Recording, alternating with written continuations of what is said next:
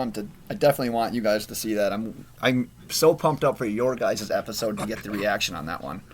So we're not recording till Saturday, so I'm assuming Hopper will keep it as a surprise for Dan and me. Oh, there you go. Damn it. I just hope I send it to the right address. I should have it, though. But, well, shoot. Let's we'll talk about getting loaded here once we start this. But let's get loaded for the sake of the podcast. All right.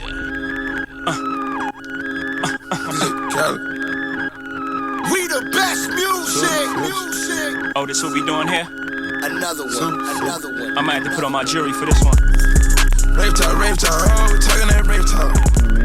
Welcome to the Loaded Box Podcast. Where we never finish first because we finish last. Ooh. That's literally my least favorite thing in the world. Last night's drinking just crushed my voice there. What the hell happened? Jeez. I don't know. Well, I am Ben Morgan with a squeaky voice. That's DJ Primo. And after going back and forth forever due to conflicts in schedule and just me being an immature 30-year-old last night, I tried partying like I was 18. We are joined by Nick Spartz of the Beer Fueled Fantasy Football Podcast. So, Nick, first of all, thank you for joining us. And why don't you go ahead and tell everyone a little bit more about yourself and about Beer Fueled. You guys have been on, but for the new listeners. All right. Well, if you haven't caught us before, we're Beer Fueled Fantasy Football. You can find us on Twitter at BeerFueledFF. We're basically trying to combine two of our favorite activities, drinking and fantasy football, because we figure that fantasy football should be a fun activity. So might as well chill back, kick back, crack a cold one, and enjoy it. Some discussion for it. Awesome. Want to tell the people where you're at on like Twitter and all that good stuff. And I think you guys have a website coming out. Hope I didn't spoil that. No, we've been talking about it at the show. We're going to try to get beerfueledfantasy.com up here soon. I just bought the domain. Good luck.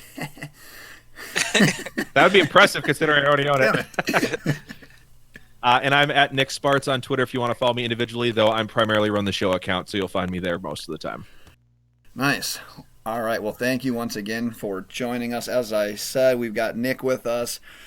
We're going to do our rookie fantasy football rankings episode. This is going to be part one. Part one is going to consist of quarterbacks and running backs, and then we'll do part two that should drop a little later this week with receivers and tight ends. So I guess without further ado, let's just jump into this. Let's start with the quarterbacks, and we'll start with the guy who was picked last in the first round, Lamar Jackson. DJ, why don't you kick us off with Lamar? Tell us where you have him ranked and why you have him ranked there. I have Lamar Jackson ranked as my number 4 quarterback. I know it's probably going to be low compared to other people, I think. But I have him there. I just think he has too many guys ahead of him. I don't know what the deal with RG3 is. And it's still ultimately Joe Flacco's team. I think he's going to get that respect. So I just don't think it's his time this year. So I don't have much of a too high of a ceiling on him this year. It's just kind of just sit on the bench, develop him for a year or two behind Flacco, and then give him a chance to play. But I do think he has a little better chance to play than Baker Mayfield, kind of spoiling that. But I also like his ability to run if he does get in there and get points. Even if he's not successful through the air, he's going to have the ability to score with his feet and make plays happen. So that's why I put him at 4, right in that little area. Scoring with his feet sounds like a soccer player. You said you had him number 4 then? Yes. All right, Nick, where do you have Lamar at? I also had to drop him to 4 after the draft. I hated the landing spot. Yeah. Even if he's able to get in, he doesn't have a great complement of long-term weapons there. There's no guy who's you're like, yeah, Lamar Jackson's get to grow up with Julio or something. No, he's got Michael Crabtree's at the end of his career, Smokey John Brown, who knows how long he'll last, Willie Snead, who I think is just a guy. They drafted 2 tight ends for some reason in the first 3 rounds. I don't know what this team is doing, but they're basically. Doing it. So I had to drop him. I think when he gets in, he'll be dynamic, but Flacco could be there for up to another 3 years. Yeah. So we may be waiting a long time to see Lamar Jackson. I still like him over Josh Allen, but the other 3 guys jumped ahead of him. So do you think, DJ and I talked about this a podcast or 2 ago, yeah. Do you think there's an opportunity that the Ravens just throw him in, maybe like their version of like a wildcat almost, where he actually might get playing time as a rookie even though Flacco's still the starter? I mean, cool, that won't be fantasy relevant. No, but I just want to have a good time with this player. He's a unique piece.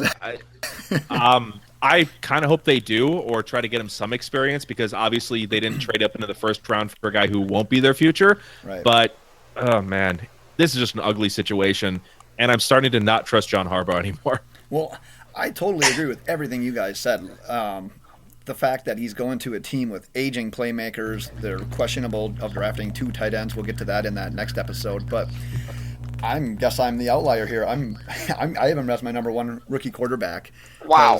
I was between Jackson and Darnold for the top quarterback, and I gave the edge to Jackson because I think if he plays, he actually will have more success than Darnold will, and I think that he could actually be usable. You don't want to have to use a Ravens quarterback in fantasy, obviously, but if it came down to it, what he can produce for you on the ground might make you feel a little bit more comfortable compared to Darnold, who also isn't playing with the best weapons around him either. And I think the Ravens need the shot. That's what Jackson's going to give them. We have a new guest on the podcast. We have Nick, joined by a cat. This is what I love doing for like podcasts. 400 pounds? It's about 25. He's a Holy giant dig, that's a fucking jungle cat. Nick brought a cheese to the podcast. DJ once went on their podcast and brought his baby, and the baby was crying. Yeah. And Nick brought God damn it.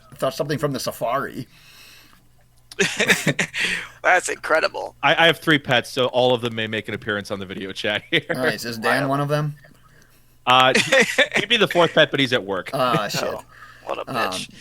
Just wrapping up what I have for Jackson. He's on all my rankings. He's my quarterback 32. But I'm more likely to give him a chance than a guy like Flacco or AJ McCarron if I'm just trying to fill a roster spot in a deep league. But I guess I'm way off compared to what you guys think, having him at 4. Yeah. So I was going to say this, and I forgot to preface my original conversation here or whatever discussion, but you kind of brought it up a little bit. When I'm evaluating, this goes for all of these rookies. So when I'm evaluating my rookie rankings based on rookies, I'm looking at players' opportunity right now in their first year versus their predicted skill. So I don't know, like, I have Josh Allen ranked a little bit higher than I would like, but I think it's because he has I have him there because he's got a better opportunity to play in his first year. So I'm ranking him in a higher spot. I just think you rarely know how good or valuable a rookie is going to be until after they've really finished their second year in all of these positions. Yeah, that makes perfect sense. With that, just go right into Allen. Where do you have him ranked? Josh Allen, I have him ranked as my QB number 3. I hate him there. Like I said, I don't want to put him there, but I just think as far as opportunity goes, like, he could end up being the starting quarterback straight up. Like, do I really like believe that they're just going to go out there and not have an open competition? No, I don't. Do they have a lot of faith in McCarron? I don't think so. I just think I put him there because I think he's the second most likely to start without injury on day 1, but there's another reason I have a couple of guys ranked ahead of him. That's the reason I put him there. Just likeliness to play this year. So Josh Allen 3. Nick, where you got Josh Allen? He's my 5, and it's pretty simple. I didn't like the player coming into the draft anyway, so he was already my 5. And then he lands in Buffalo, where there is just they have multiple offensive lineman pieces missing. Guy who's struggled under pressure. He's not accurate. He has a terrible receiving core. Kelvin Benjamin and Zay Jones, a guy who's had massive knee issues the last few seasons, and Zay Jones, who had a terrible rookie year. And tried to jump out a window. Just without that even being included. It's just a terrible situation for a quarterback to land into, and he may end up starting. Right. So that's the only real advantage he has, is that he might get you some rookie production. Exactly. But it's just an ugly situation for any quarterback to land into, and it's a multi-year rebuild to get that offense on track. Yeah. If we're talking dynasty right now, I'm going for just the next year. If we're talking dynasty, these are completely different rankings for me, 100%. I assumed we were doing dynasty, are we not? No, my bad. No, we can do like a blend. We can do both. Yeah. If you have hints on dynasty, by all means, drop those in there. But you give your dynasty takes, we'll give our other ones. Okay. Beautiful. Yeah, that works. With Allen, I actually have him as my 3rd quarterback as well. If you look at the playmakers they have, I mean, they managed to hang on to McCoy, but now he's entering that 30-year-old season. You've got Charles Clay, who's a good tight end, but he's not like this fantasy monster. But then they've gotten rid of Robert Woods, who's turned into a pretty legit fantasy player, and Sammy Watkins, who never really been that consistent, but the potential's there. And you replaced him with Zay Jones and Kelvin Benjamin, and I know there's a role for a guy like Benjamin in the NFL. I'm just not a huge fan of him, especially after that knee injury a couple of years ago, because it's not like he was a burner anyways. So he really didn't have speed to lose. He's kind of like Jordy Nelson in that sense, coming back from that knee injury. So I have him ranked as I mean, and those are two very different players. Nelson was much, much faster than Benjamin. Oh, absolutely. Absolutely. I'm just saying, like, you saw what hindered Nelson, though, once he did get hurt, how that killed him, because he was good at route running, and then all of a sudden he couldn't really get that much separation. Oh. And then he also tore his meniscus last year, too. Man, the guy's glass. He's done. Don't draft him. Allen's my quarterback, 34. He's undraftable for me, but... in redraft, I wouldn't even touch it. I'd rather have McCarron, and I don't want either one. Right. Yeah, me neither. I just put him there because of opportunity if I have to do it for this next year. Bingo. Let's stay in the division. Stick with Sam Darnold. DJ, what do you got him? Sam Darnold's my number one going into redraft league, so I'm going to clarify this every time now. In redraft league for next year, or for this upcoming year, 2018, Sam Darnold is my number one quarterback. I think he has the best chance to play right away. And I think he's the second most pro quarterback ready, and I really think that's just all it comes down to for me. I don't have much more to say besides that. I hate the Jets roster, really, but he's got a couple of weapons, and I mean, we'll see how Robbie Anderson is. What's the other wide receiver they got last year? Enunwa. No. Stewart. Oh. Yes, So, yeah, they got a couple of weapons that he can work with. I was just saying, I know their whole depth chart, so I can just keep going through players. So Quincy Enunwa is out of Nebraska. I love that guy, but that's not who I was thinking of. Nice. All right, so that's your number one. Let's go to our dynasty, in-house dynasty expert with Nick. Where do you have Darnold? For Dynasty, he's my number two. I don't love the landing spot, but he was my number one quarterback coming into the draft. Because of the poor landing spot, I bumped him behind my number one guy, which we'll get to momentarily, I'm sure. Overall, though, I like the skill set. He's got some development to do, but he's very athletic. He shows great arm talent. Mm-hmm. When he makes plays, they're incredible. In terms of the player he profiles as, he's a lot like Jameis Winston in the way he plays. He's very much a gunslinger. He's going to try to make the throw. He's a decent athlete without being an amazing athlete, so he's not like Lamar Jackson or even Josh Allen, who's a better athlete. But he's going to get a chance to win this job outright. So for redraft, he's probably your best option. Definitely. And because of that, that's why I'm close to having him as my number one, right behind Jackson, just because, like you said, he's most likely to start. And also what you said, I just think Darnold's going to have growing pains coming into the NFL. If he's rushed into that offense, those growing pains are going to be even more magnified, because I already thought he would struggle a little bit. And now you're putting him into that situation with those playmakers, with a team that, for lack of more intellect behind this, they're just cursed. They're kind of like the Browns in that sense. They just don't really have it going on. He's my quarterback, 33 overall, so in most leagues you're not really drafting him, but I'll echo what Nick said. If you're going to take a Jets quarterback at this point, yeah, he's probably my guy. I mean, and I actually kind of like Todd Bowles as a coach, so I hope he does the right thing and won't rush Darnold in if he's not ready, because they have a couple other options there in Bridgewater and McCown that they can try to start over him if they feel like they need to protect their franchise quarterback. Right. Let's go on to the number one overall pick in the draft, Baker Mayfield. DJ, lead us off. So I'm looking at next year, 2018. I have him ranked number 5. You already know my thoughts, and if you've listened to me before, I'm probably one of the few people that I don't think Baker Mayfield is going to be successful whatsoever. Especially going to next year, I think this Tyrod's team.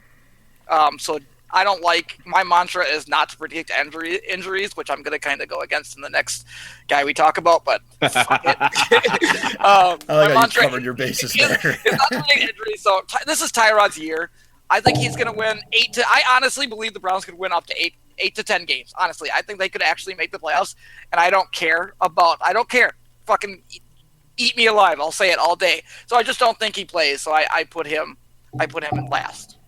You're lucky you're not with me. Every time you talk about Baker Mayfield, I just get this anger. Like my fist just starts clenching, and I just want to go right across your face with it. But that's fine. Anyway, let's go on to what Nick has for Baker.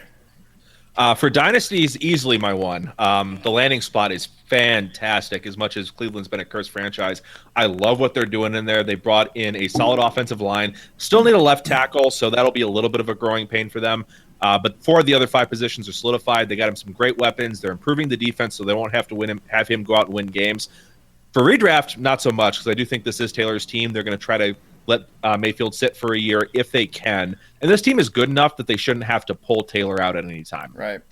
Yeah, Baker was my favorite quarterback going into the draft, but he drops to my number 4 quarterback because of Tyrod, because the Browns didn't give up that high of a pick to bring in Taylor and then have him back up a rookie. So you have Tyrod starting from day one. The only way I see Mayfield getting action then obviously is if there's an injury or if the coaching staff decides they're at the point where they're really not going to contend for the playoffs and they just want to see what they have. Yeah. Or if Taylor crashes and burns, but in terms of efficiency stats, Taylor's been very good. He really has. So that would be surprised. Right. I got Baker overall quarterback 35. If something were to happen to Tyrod, like in offseason or preseason, I would consider moving Baker into that like quarterback 25 range. So he's like a low end QB2, similar to where I would have like Tyrod right now. And then he becomes draftable for me. But at this point, in a standard redraft league, I don't think you're drafting him. But in Dynasty, I'd probably have him as one as well. If I knew Mayfield was going to start week 1 and be the starter throughout the season, I'd actually have him a little bit higher. He'd probably be in the same tier as guys like Derek Carr for me because I like his weapons better.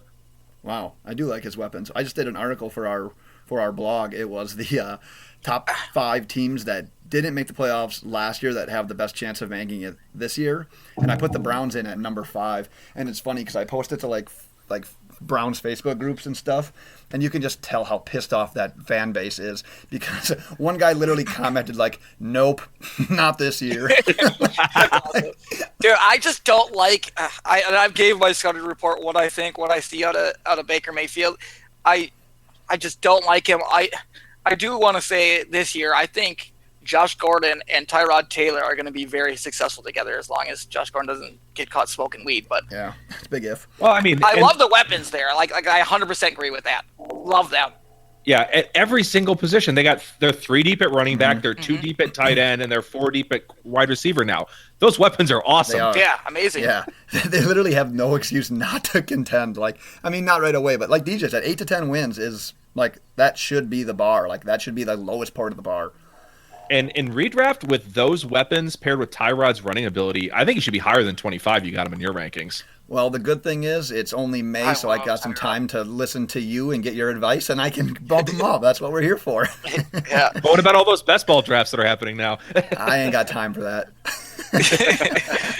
I'm out drinking until 3 a.m. like an idiot. You think I got time to be playing you this? fucking. Well, let's go on to the chosen one. I'll let DJ kick this off. Okay, is it me? Did you give it to me? Yep, that's your DJ. Sorry, I didn't hear it. You guys froze on me for a second, so I lost it. I'm assuming we're talking about Josh Rosen, and the guy I love more than anybody in the whole world. I have him ranked at number 2. And the reason I have him there, my whole mantra is not to predict injury, but this is Sam Bradford, so I don't think it's a prediction. I think it's a guarantee. Bradford will probably get hurt, and when he does, that would move Rosen to my number 1.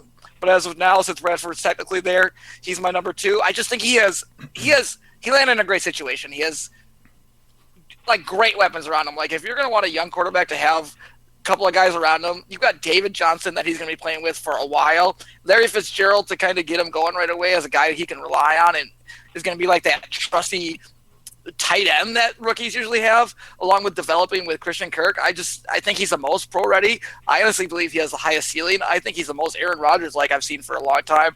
I say that all the time. I love Aaron Rodgers, obviously. I love his situation. I hope I get to see him play this year. I think this is episode 126 of the history of our podcast. Aaron Rodgers! And DJ has successfully 126 times worked Nebraska and Aaron Rodgers into every single episode. So, no, I would never work Nebraska into an episode on purpose. Well, you did today. All right, Nick, what do you think about the chosen one? For Dynasty, he's my QB3, but for redraft, I would agree he'd be my QB2.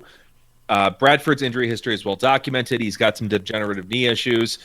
He's had only 1 year in the last 5 where he played every game he had the opportunity to start, which was 2016, where he would have played all 16 if he hadn't had to learn the playbook week 1. But beyond that, the guy is got a notorious injury history. I think Rosen can beat out Mike Glennon because that's not that hard. As for my issues with Josh Rosen, though, because I didn't love him as a prospect coming out, I don't think he's very immobile. He struggles when placed off the spot, so it's going to be a big question mark of how well can that offensive line protect him in Arizona. Anytime he faces pressure, the guy tends to break down a little bit. So don't have super high expectations until they can make sure that offensive line is ready for Rosen.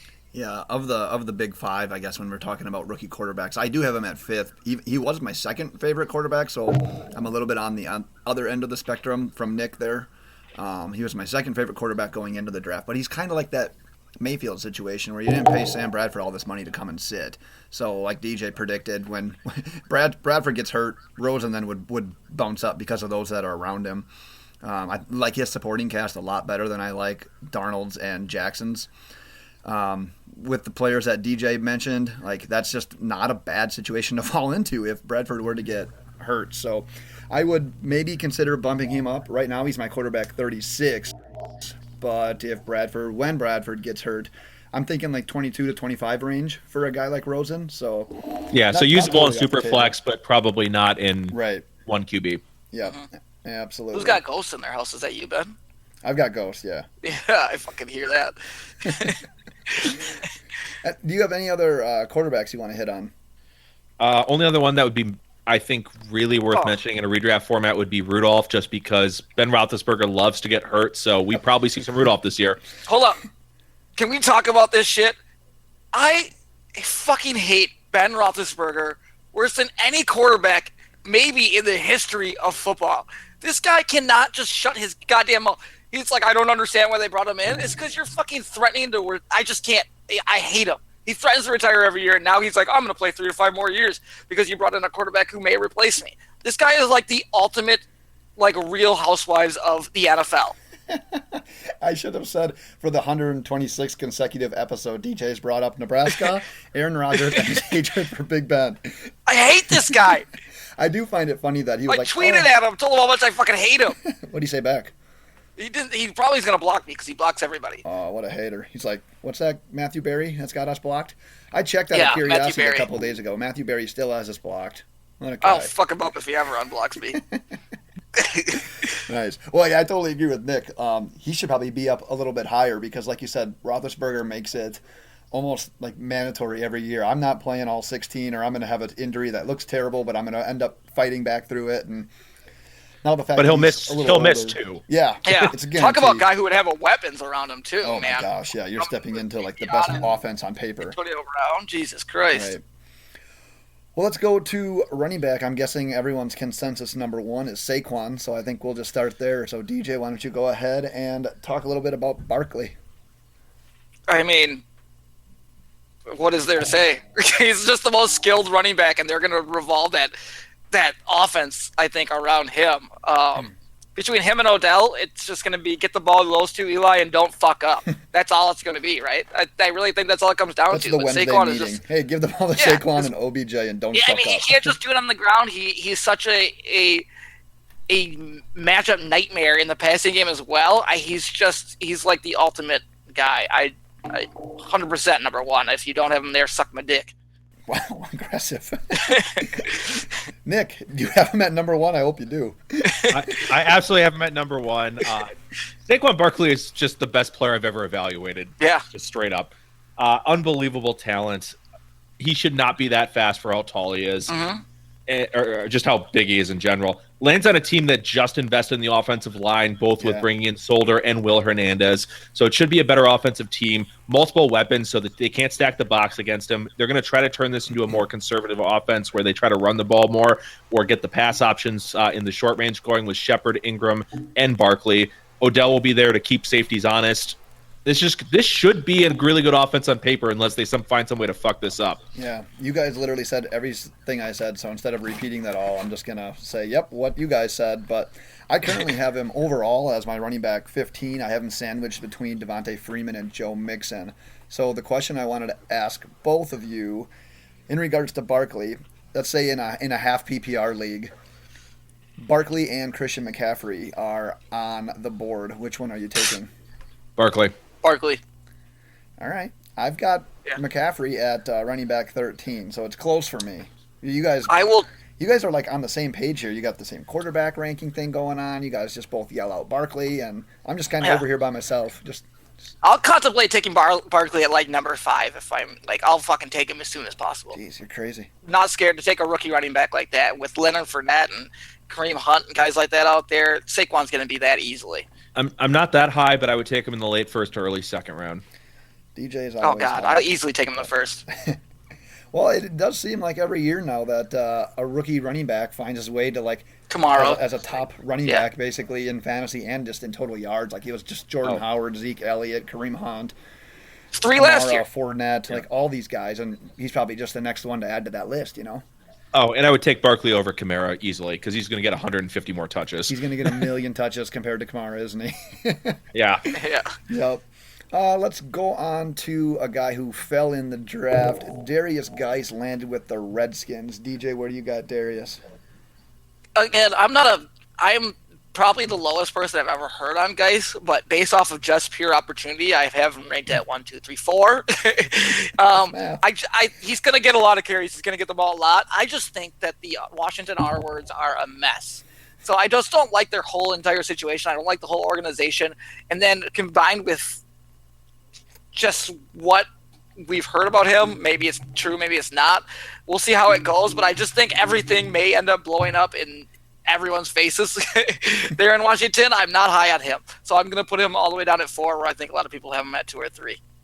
Nick? For redraft, he would be my 2. And he's also my 2 for Dynasty. I was just the most impressed with him overall, and he's a better pass catcher than people realize. He actually played wide receiver in high school a bit, so he's kind of a natural pass catcher. LSU just never throws to running back, so we never see that on film. In addition, I have zero faith in either Kelly or P. Ryan taking anything from him. He's a much better player overall. And that offensive line, as long as it remains healthy and we don't have a repeat of last year, actually should be one of the better ones in the NFL. Right. Yeah, Nick, you said exactly what I was going to say for Barkley, and you basically said everything I was going to say for Geis, because Geis is my number 2. I don't really see him falling too far in regards to when you're looking at actual rookies. Nothing about Rob Kelly, nothing about Samaje Perine sticks out and makes me think that they're going to beat him out and just drastically cut his carries. The biggest thing that's going to eat into his production might be Chris Thompson, but that's only going to be more probably on like passing downs, and Thompson's going to be that guy that'll break some big plays, so that might take Geis off the field a little bit. But yeah, Geis would be my number 2. Overall, he's my running back 34, surrounded by the likes of LeGarrette Blount and Sony Michel, who we will talk about. Oh, I've got him up close to about running back 20 to 22 in redraft. Nice. DJ, you don't have your... Nope, not for running backs yet. All right, sounds good. Let's talk about Michel. Where do you have Sony Michel, DJ?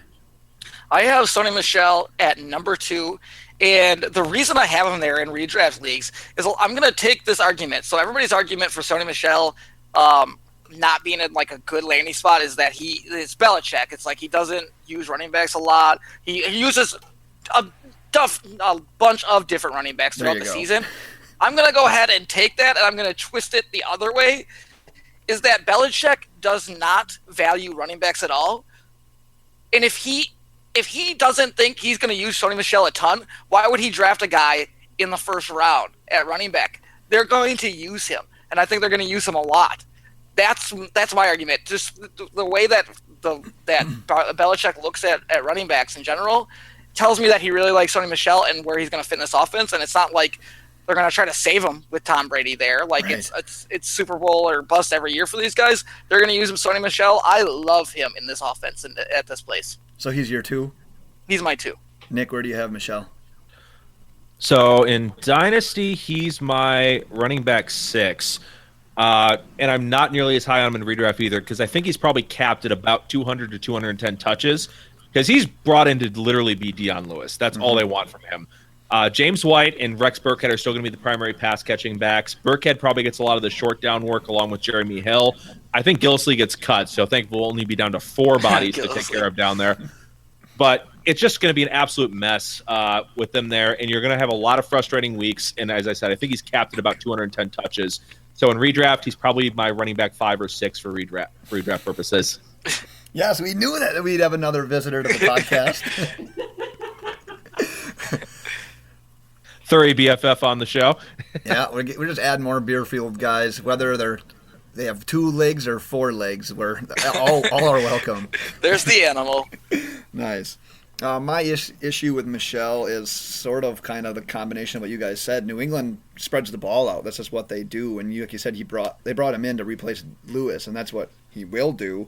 I could see Michel being like a flex play bye week kind of guy based on where you're taking him. I have him as my running back 35 between Geis and Duke Johnson. This is what I think about Rex Burkhead, though. If Rex Burkhead played for any other team, is he even on your fantasy radar? Nebraska.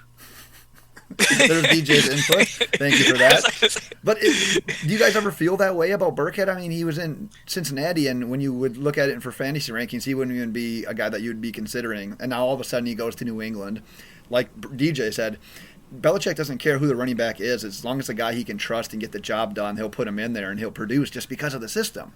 If Burkhead played for any of the other teams, I'm not looking at him at all in fantasy. That's why I like Michel. I mean, it depends on the depth chart. Like, if he landed, if it was like Burkhead and McKinnon in San Francisco, I think they complement each other well. I'd like that. If he was in Indy, I think he'd be one of the stronger backs in that depth chart. It's all situation dependent, and we know Belichick is going to use him somehow. Right. And I don't think you can like talk about a situation in Cincinnati compared to the Patriots because it's the Bengals coaching staff compared to that. So you kind of have to look at in between. You just never know how he would be used elsewhere. I just think Cincinnati is. I mean, they're fucking all their running backs suck and they because could of never, that team. Yeah, they could never run the ball anyways. And yeah. And they also have Gio there, who in a lot of ways is a better Rex Burkhead. He's a very good pass catcher. He's not small. He's still 220 pounds. So if you're looking for a guy, like those two just don't work well together because Gio's just a better player overall. Right.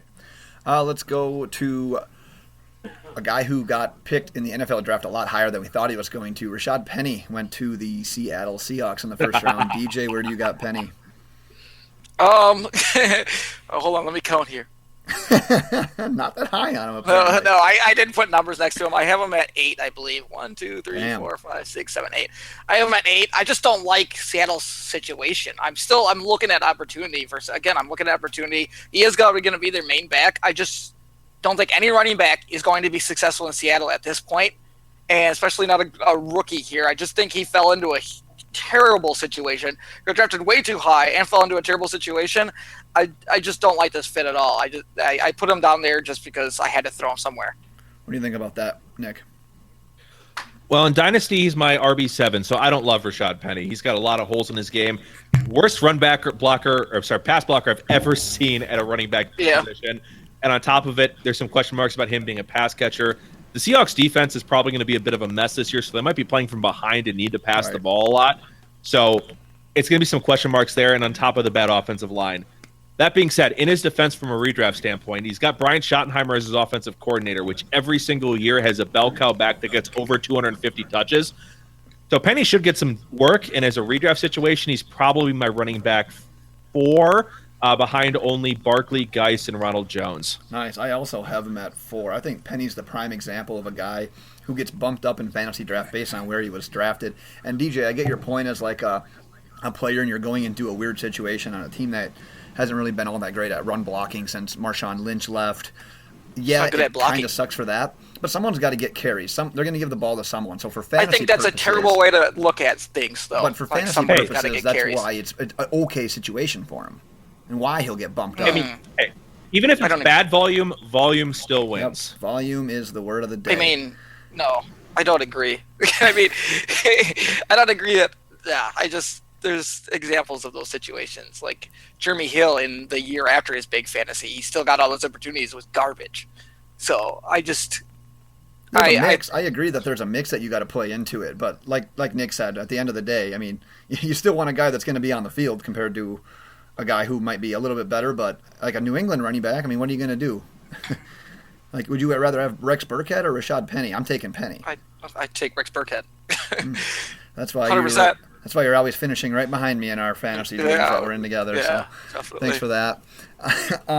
What I would say here, though, like, it's because of the situation, though. If you switched Penny and Kerryon Johnson where they went in the NFL draft, I bet you'd take Johnson this high too, just because of that situation.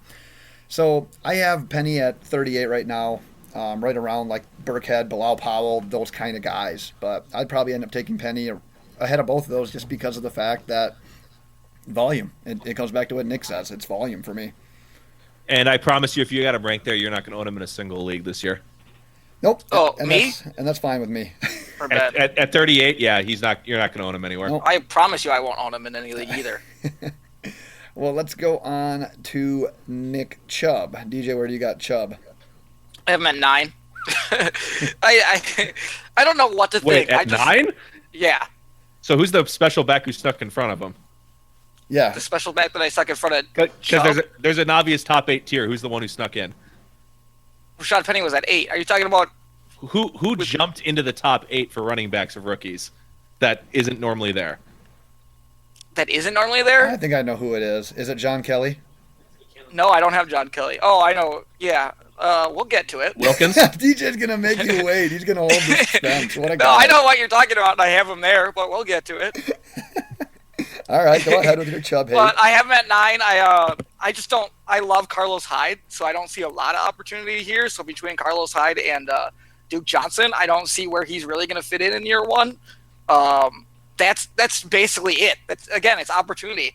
I love Carlos Hyde. Think Carlos Hyde's going to be really good. I love the weapons Cleveland has. I don't see Chubb getting a lot of opportunity there between Duke Johnson and Carlos Hyde. That's it. Wait, so now it is about volume? Which side of the fence are you going to be on, DJ?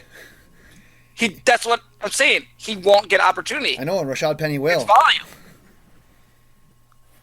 No, I don't think You so. sound like Donald Trump right now. Nick, what do you think? For redraft, I absolutely agree. I do not like Chubb. I think both Chubb and Hyde eat each other's volume way too much. They probably both get in the 140 to 150 touch range, which is not enough to be fantasy relevant week to week. Yeah. If I'm buying a single running back out of Cleveland right now, I want Duke Johnson, and that's the only one. Yeah, we talked about the playmakers the Browns added. I mean, Landry, and then they had Gordon and Coleman, add in Hyde, have Njoku. Todd Haley should help get playmakers the ball. And because of that, though, that might limit Chubb a little bit in his rookie year. I could see Hyde and Chubb getting a pretty good split of like the bulk of the actual carries. So I think he'll get some touches. But if the Browns are down, which we've seen a lot of in the last 20 years, you're going to see a little bit more of a Duke Johnson. So he's going to be thrown into that mix as well, taking away some of that volume. Volume's going to be the name of this podcast, by the way. Yep. I've got Chubb as running back 41 between Latavius Murray and Ronald Jones, who we'll talk about as well. I don't agree with that on Jones, but yeah, definitely he should be down in that running back 4 range. Mm-hmm. He and Hyde are going to have similar volumes, I think. Now, for Dynasty, love Chubb. He's still my running back 3 for Dynasty purposes, but if you buy him, you're going to be sitting on him for a year. Yeah, absolutely. Well, let's talk about Jones real quick. What do you got for Ronald Jones, Nick? If we're looking redraft, Ronald Jones would be my running back 3. Love the situation. I think he's a better pass catching back than people realize. He's a small, shifty player. He's a home run hitter. And he lands in a situation where he's got nobody to beat out. He is going to get all the work. Literally. So yes. Just straight on that. I like a situation more than Penny. So, and between the two, I liked his take coming out more too. I'm going to take Ronald Jones easily. DJ, what do you got for Jones? I have it's like exact same as Nice. What's his name again? I forget our guests all the time. Oh, it's Mitchell. Nick. I called Elliot Mitch. I've called Mitch. I don't even know what I've called Mitch in the I'm past. terrible So with names, but just say a name, man. I have him at No number one 3 cares. for a lot of the same reasons. So I don't have anything else to say. Exact same spot for the exact same reasons. Yeah, I've got him at Jones. I got him at Jones. I got Jones at Jones. You got him at I've got Jones. Jones at 6. I like him. I just felt like Tampa Bay was going to go a different direction with running back. I thought they'd go with a guy who could maybe shoulder a little bit more of the load, eat more carries, whereas I see Jones as more of like this luxury guy. The nice thing for fantasy is Jones could break a couple big ones during the year and score you some bulk points. Bad thing for fantasy is I don't see him being quite as consistent, so he'll be a little bit tough to trust for me. So I've got him in that running back like 40 to 45-ish range right now. Yeah, I think that's way too low just given the volume he's going to get. I do think he's going to play a lot like Chris Johnson used to, though, with the Titans. Yeah, and I agree. Like you said, look at their running back depth chart, and you're like, yep, I'm taking Ronald Jones. Did we just lose Ben? Maybe his face looks stupid. Oh, there it is. I hate when my screen goes and then I'm talking and everyone can hear it that's listening, obviously, but you two are just like, oh, his face looks stupid. Well, it did look stupid. Nice. Well, I just wrapped up with Ronald Jones, so thanks for that. Let's go on to Kerryon Johnson. Went to the Detroit Lions. DJ, where do you have him? I have him at number 5 running back. This is just a weird situation. I don't know what opportunity he's going to get in Detroit here with the Garrett Blount. I don't know what the deal with Riddick. It's just a loaded backfield with Riddick and Amir Abdullah is. But, I mean, they brought him in there for a reason, so he's going to get his opportunities. I just don't know that I trust the Lions. They act like they're going to run, and then they just put everything on Matt Stafford. And that's just what they do. So I don't know. Maybe Jim Bob Cooter will change the offensive scheme here, but we'll see. I don't know that I trust the Lions enough to trust a running back that much. And for the 126th straight podcast, DJ has worked in Jim Bob Cooter, so congrats on that. I love Jim Bob Cooter. What do you got here, Nick? So coming in, he'd be my running back 8 for Dynasty. There's some definite injury concerns to Johnson. Plus, the Lions just don't tend to run the ball a ton. But if we're looking redraft, he should profile immediately as the running back 1 on that offense, and with Blunt probably taking some of the goal line work. Yeah. But I think Abdullah is basically shoved to the side here with them spending his early second-round pick on Kerryon Johnson. And he comes in terms of the way he profiles athletically in his production in college as a very, very good running back in the NFL. So as long as he can stay healthy, should be a very good back. He'd be my running back 5 in terms of if we're looking at redraft rankings. He's your 5. I've got him at 7. This was my guy pre-draft. I'm not mad at where he landed. He went earlier in the draft than I thought he was going to go. For Kerryon Johnson, it comes down to what DJ said all along. It says, is Detroit going to give the running game a chance to even succeed? And if they do, LeGarrette Blount, you guys nailed it on the head. He's not going to get every single carry. He's going to get more spot work. And I see Johnson kind of spelling the end to Riddick and Abdullah. I've currently got him at running back 53. He's around like Chris Thompson, Royce Freeman. But I do give a lot of upside to Kerryon Johnson. He's a guy that I wouldn't mind targeting this year, especially in Dynasty.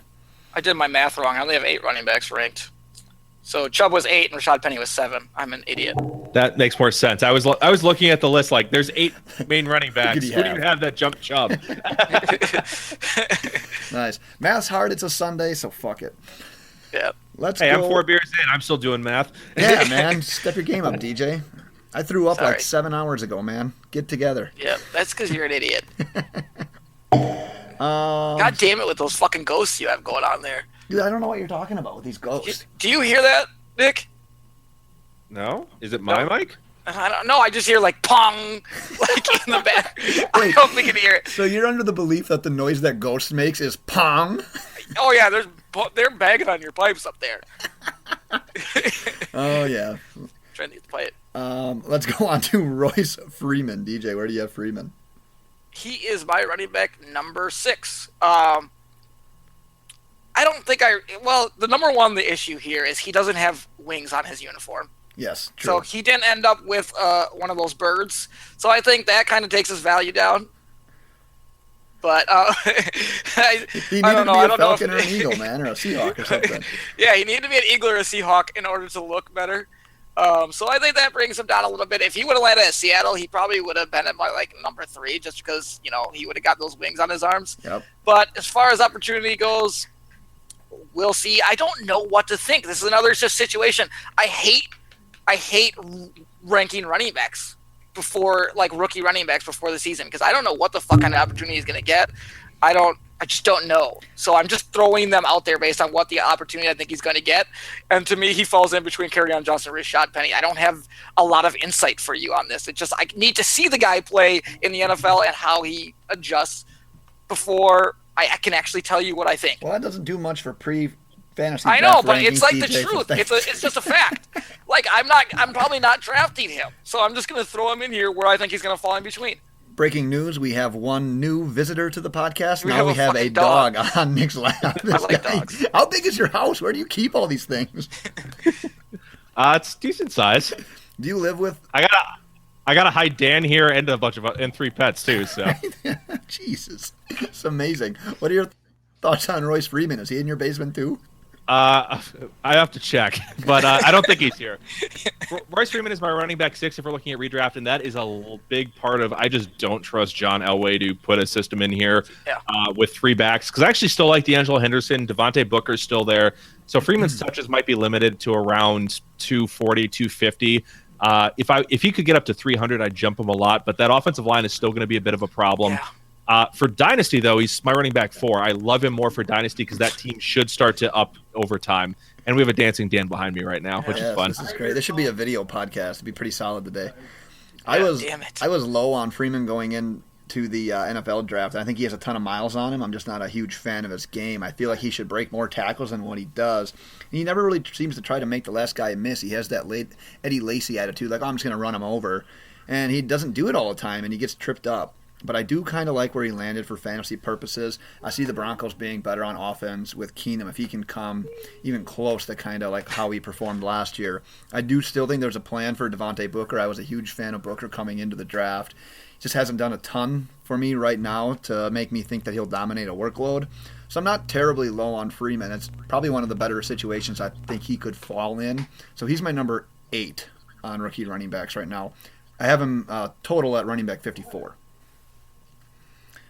Do you guys have... Oh, I must have just dominated that one. No comment. That's all I got. No, I think he is going to go higher than he probably should in redraft purposes.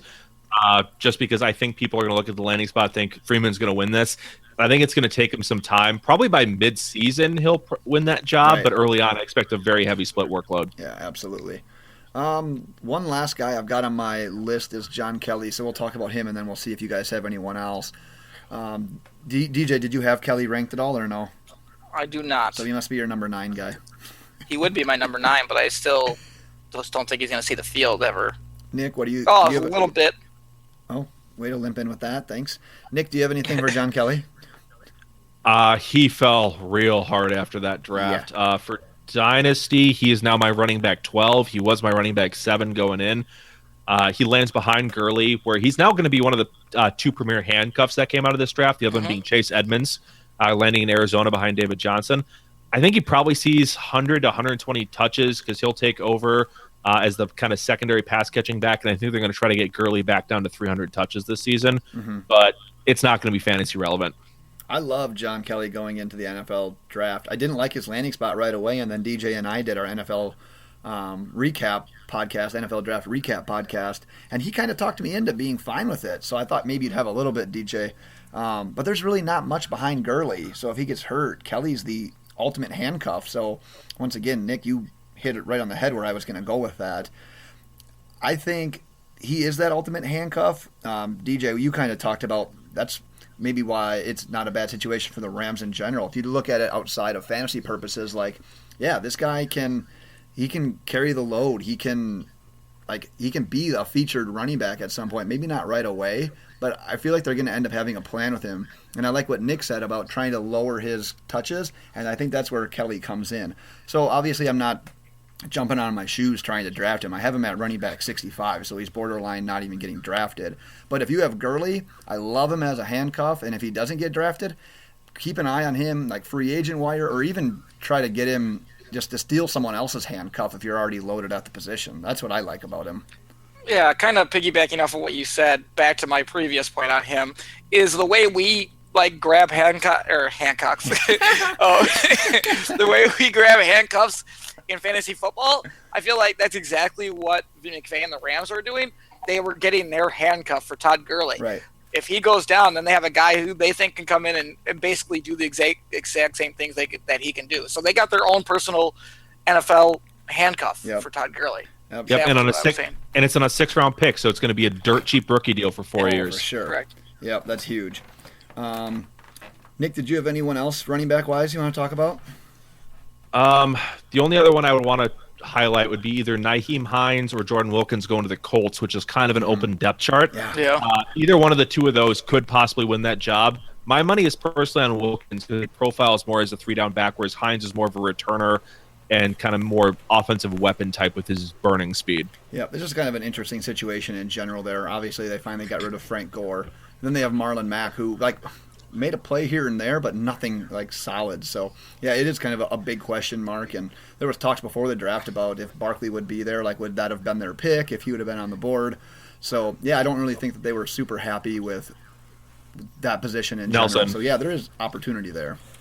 I like Marlon Mack. I just don't know that he's a 3-down back type of guy. I just don't know if he has that capability. Mm-hmm. I think he has a lot of skill set, but it'd be more of the complementary role where he can be in and out. Yeah, and they just bolstered their offensive line, so the run game should start getting better. Nelson is a mauler, and I think they added somebody in the 3rd or 4th round as a tackle. Yep. So this offensive line should start improving, and whoever ends up getting the majority of those carries should have fantasy value. my money is on those Wilkins because he's the heaviest at about 215 pounds. Yeah, it's about damn time that they gave Andrew Luck, hopefully if he plays, just some help up front. Like, they needed to do that forever. And then, yeah, you took a guard in the top 10, but, geez, they needed it. So, can't even be mad about that pick. But, well, I mean, he was good enough, too, that he was worth it. Oh, he warranted it, for sure. DJ, anyone else you wanted to go with? No, sirree, Bob. Awesome. Well, we'll wrap this puppy up. As always, tweet any questions you'd like answered on the podcast at Loaded Box. Check out the website for our latest blogs, podcasts, fantasy rankings, everything that we got going on there, loadedboxpodcast.wordpress.com. Like I said, this was part 1 of our fantasy rankings, and part 2 will be released, and it will include wide receivers and tight ends. Thanks again to Nick for coming on and joining us. Nick Spartz of Beerfield Fantasy. Why don't you go ahead and give all the Twitter and all that information again. All right, if you want to find me individually, I am at Nick Spartz, SPARTZ, and then you can find me on the show account at BeerFueledFF, and the website should be beerfueledfantasy.com. Look for that to be released in the next couple of weeks. And if you're missing any friends or family members, reach out to him because he might have them in his basement. DJ, why don't you send us out? Bye.